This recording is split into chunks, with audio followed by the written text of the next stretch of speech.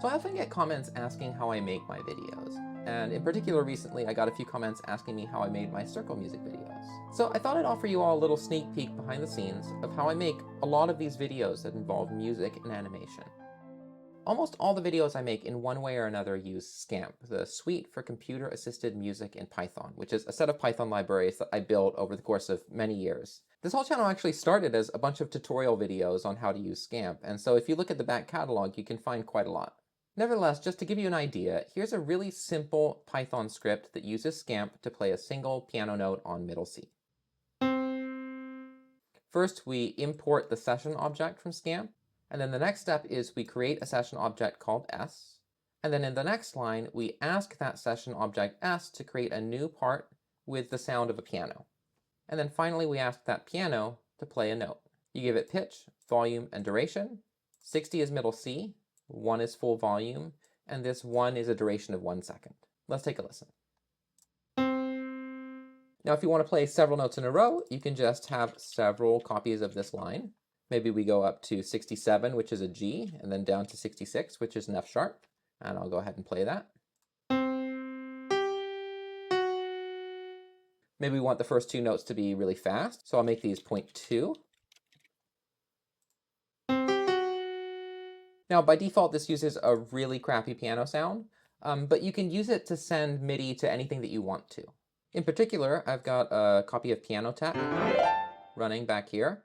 And if I change this to say s.new MIDI part, and it's going to still be called piano, but I'm going to say MIDI output device equals MIDI through port 0. If I run this now, it comes out of Piano Tech. By the way, I'm running this on Linux. On a Mac, you'd probably use IAC to communicate with other applications, and on Windows, you'd use something like Loop MIDI. So there's a ton I could say about Scamp, but for the most part, I've covered it in all of the other videos in my channel. So if you're interested in the details of Scamp, go check those out. What you're here for is circles, so let's dive right into making some circle music. So here's a basic script that plays some circle music in Scamp. As before, we import the session object from Scamp, and we're going to import CMath, which is complex math, which lets you do math with complex numbers.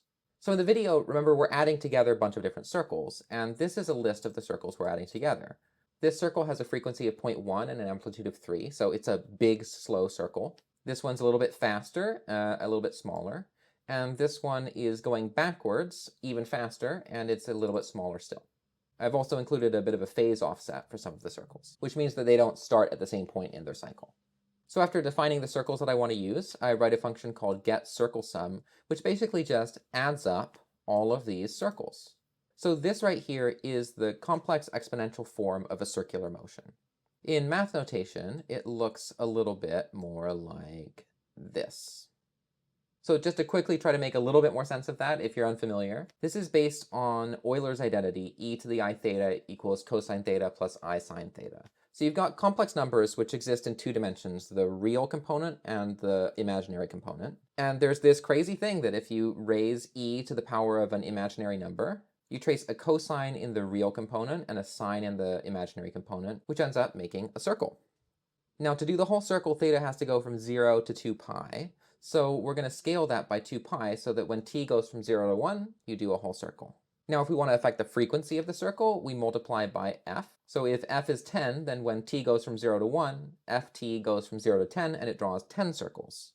Next we add phi, which is the phase offset, which starts at a different point in the circular motion. And then finally we multiply the whole thing by a, which scales the circle big or small. And so you get this function z of t, which is the equation of a circular motion. Okay, so maybe you understood that, maybe you didn't. Probably just depends on whether you've seen it before. But the point is that if I define these circles, this function tells me where that point is that's tracing the circle within a circle within a circle at a given time t. So now the music. As before, we create a session. We're going to create a piano sending to Piano Tech. And then all we do is while true, so we loop this forever, we calculate the distance from the center of that circle sum point at the current time.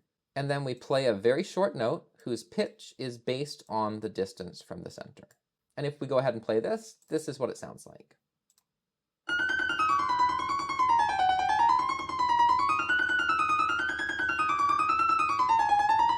Now, if that sounded a little bit less harmonious to you than the circle music videos, that's because we didn't even snap the pitches to a piano keyboard. It was in between the cracks of the piano.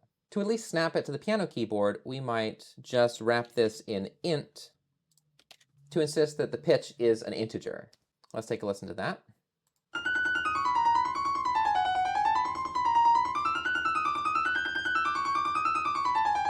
So that's a little bit better. The next thing we might do is we might snap the whole thing to a scale. So there's an extension of Scamp called Scamp extensions, which has a pitch module, and inside of that pitch is the scale object.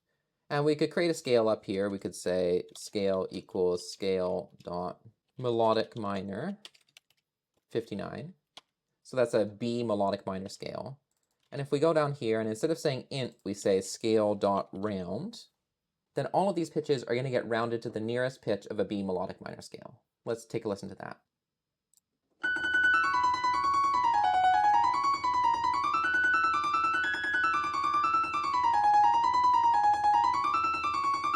To me, that got a little bit too narrow because the pitches are being rounded. There's not enough different pitches that are happening. So I'm going to say 50 plus distance from center times 10 to stretch it out a little bit more.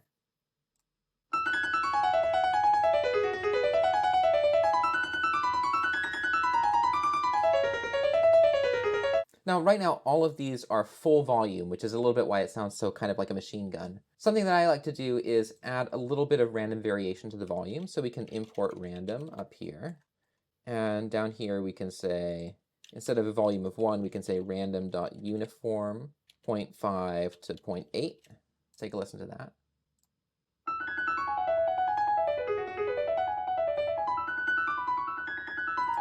Already much better. And another thing that we could do is we could put the pedal down. So if we say piano.send MIDI CC, 64 is the control change number for pedal. And if we set it to 1, then it'll put the pedal all the way down.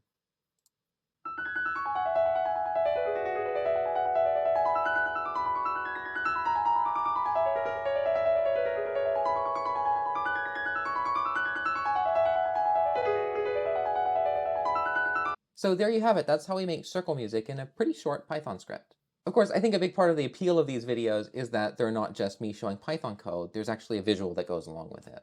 So what's the secret to making those videos? Well, the videos are made with code just like the music is, and I generally use a Python framework like Pygame or Piglet. Nowadays, I actually tend to start that process with some sort of AI tool like ChatGPT. I've talked a little bit about ChatGPT on this channel, and I think it has its pluses and minuses when coding is concerned. I think you can really tell the difference between AI-generated code and human-made code. But what I find something like ChatGPT really good for is generating all of the kind of boilerplate code for something like Piglet or Pygame. It tends to streamline the process of getting started, even if I have to tweak the code quite a bit on my own. So here I asked it to create a Pygame script that traces the path of a complex valued function. And it went ahead and created this Pygame script. So I went ahead and copied that Python script into my editor, and we've got this right here. And if we run it, I didn't specify the function, so it decided to make a spiral, and this is what it looks like. So as you can see, it did a pretty good job. It's tracing a complex valued function, in this case, a spiral. So what happens if we take that same circle function from the other script and paste it into this script? So I'm going to head over here.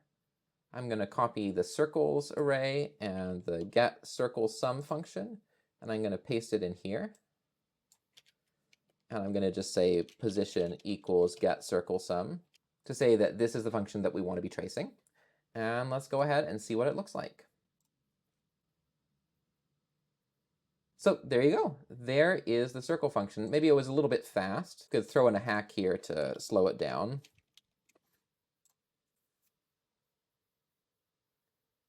But as you can see, this is a little bit already looking like the circle music video that I published. Of course, there are a number of missing elements here. The lines faded out in my video, and there were all sorts of little tweaks I had to do. But this is the basic framework. Now, already we could just take the audio that I recorded before and sync it to that visual, and we'd have circle music.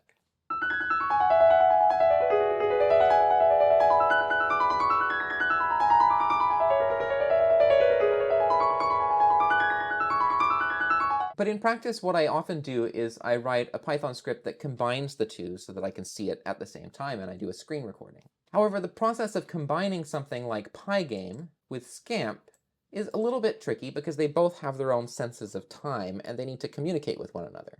If only someone was putting together a seminar or something to show how to put these kinds of things together and make compelling audiovisual music. Oh wait, I am.